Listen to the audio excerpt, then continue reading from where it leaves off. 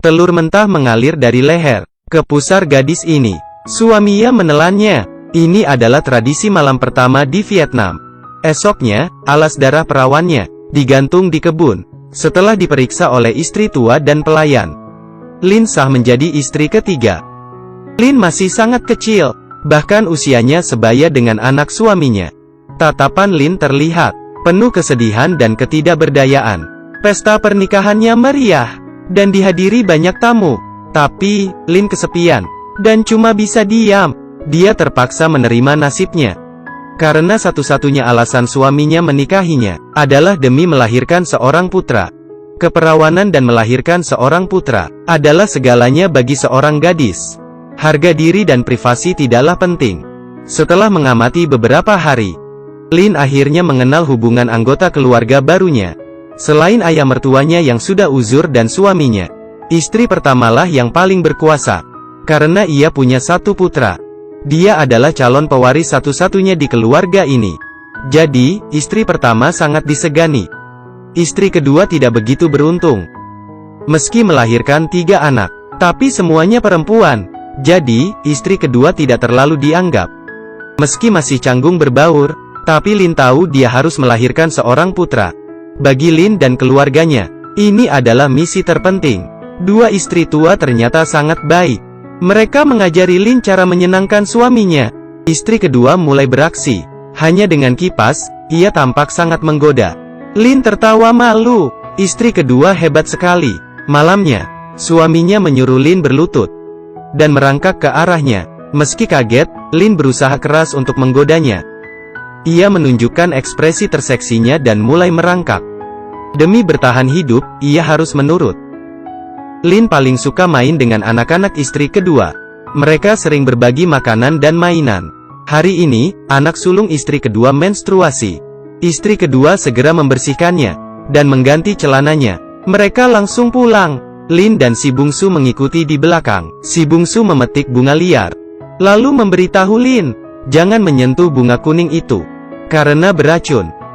Lin diam saja, tapi ia mengingat bentuk bunga itu. Lin yang masih remaja menjadi istri favorit. Tak lama, ia pun hamil.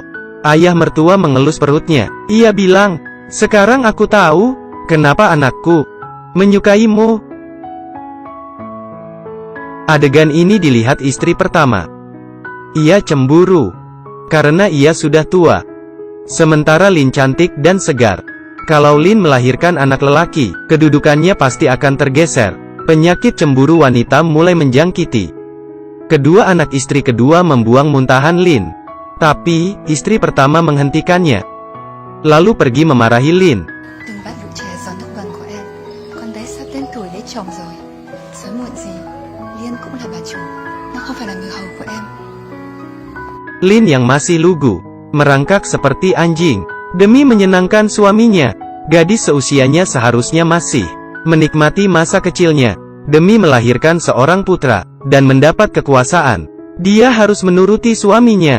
Di suatu malam, Lin pergi ke toilet, tapi ia mendengar suara di depan. Ia mengintip celah dinding bambu, dan melihat seorang wanita membawa lentera.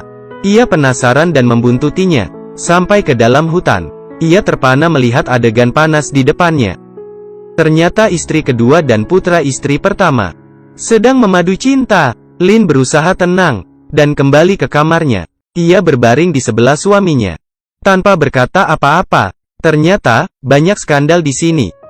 Pelayan wanita dan penjaga rumah menjalin cinta. Saat ketahuan, pelayan wanita sudah hamil besar. Ia dipaksa ke kuil dan menjadi biksu. Ia selamanya dikurung di kuil.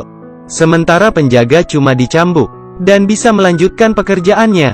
Lin berharap, ia mengandung anak laki-laki, supaya tidak diperlakukan semena-mena. Tapi, ternyata, istri pertama juga hamil. Perhatian suaminya teralih. Entah kenapa Lin merasa terancam. Ia memohon di depan patung Buddha. Lin tidak tahu, anak lelaki juga punya masa-masa labil. Tuan muda anak istri pertama juga sudah akil balik. Tapi, ia menentang dijodohkan dengan wanita yang belum ia kenal. Bahkan ia mengancam akan bunuh diri dengan pisau.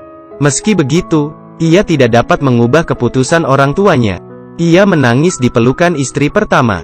Istri pertama menenangkannya. Trước đây mẹ cũng có quen một bố con thôi. Lần đầu tiên gặp nhau cũng là ngày cưới. Karena istri pertama sudah tua, ia keguguran karena mengkhawatirkan tuan muda. Lin merasa bersalah karena mengira permohonannya mengakibatkan dan bayi istri pertama meninggal. Ia curhat kepada istri kedua. Istri kedua menghiburnya. Kalau ini memang suratan takdir, jangan menyalahkan diri. Lin menjadi tenang mendengarnya. Malamnya, ia tidur di kamar istri kedua. Dua wanita malang ini mencoba menghibur diri. Istri kedua mengoleskan obat di perut Lin. Jangan lupa perawatan. Di malam pengantin, di tengah lampu temaram, gadis ini melepas sabuknya. Tapi, suaminya menghentikannya. Esoknya, ia dikembalikan ke rumah ibunya. Gadis ini masih perawan. Suami Lin mau mengembalikan mas kawin 3 kali lipat dan membiarkannya menikah lagi. Tapi, ayahnya menolaknya dan merasa gadis ini adalah aib. Mỗi một trách nhiệm đó mà con cũng không làm được sao? Ia membuang putrinya dan menolak mas kawinnya. Dia cuma bisa menangis. Sampai mati pun ia tidak tahu ia salah apa. Ia memang tak bersalah. Yang salah adalah lahir di zaman itu.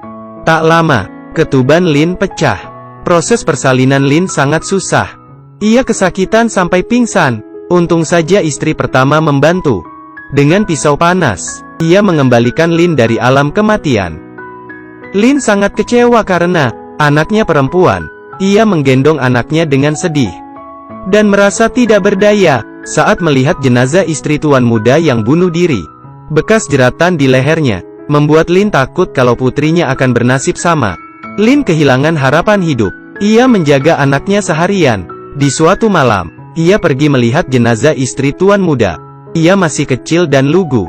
Tapi, mati sia-sia. Lin meratapi kematiannya. Esoknya, jenazah istri tua muda dibawa ke gua gelap dan ditenggelamkan di sana. Hidup wanita akan berakhir tragis. Lin membawa anaknya ke pinggir sungai. Anaknya terus menangis. Lin segera menyusuinya. Tapi, ASINya tidak keluar. Lin menangis melihat anaknya menangis. Ia menatap bunga kuning di sebelahnya. Lalu menatap bayinya. Ia memetik bunga itu, dan meletakkannya di pipi anaknya. Sementara itu, si bungsu menggunting rambutnya, dan membuangnya ke sungai. Ia menggunakan cara ini, untuk menentang masyarakat yang tidak adil. Film pun usai. Kita tidak tahu apakah Lin meracuni anaknya dengan bunga kuning. Di keluarga feodal tradisional yang mengutamakan pria, nasib wanita yang malang menjadi topik film. Pegunungan hijau dan air yang jernih melambangkan kehidupan yang harmonis. Tapi, wanita hidup dalam tekanan seumur hidupnya. Mereka dikurung di rumah orang tuanya sampai besar, dan dikurung di rumah suaminya sambil terus melahirkan. Di akhir hidupnya, mereka baru sadar, menurut atau membantah, ujungnya tetap kematian. Untung saja ada yang berusaha mengubah nasib. Kalau kita tidak menyerah, dunia pasti akan berubah.